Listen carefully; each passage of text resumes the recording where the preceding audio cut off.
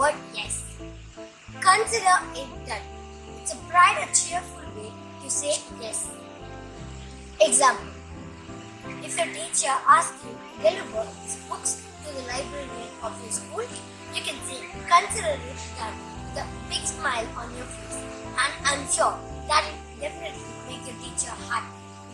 So, if somebody asks you of doing a work, you can say, consider it done, which means you are very glad to do the work which you have been told to.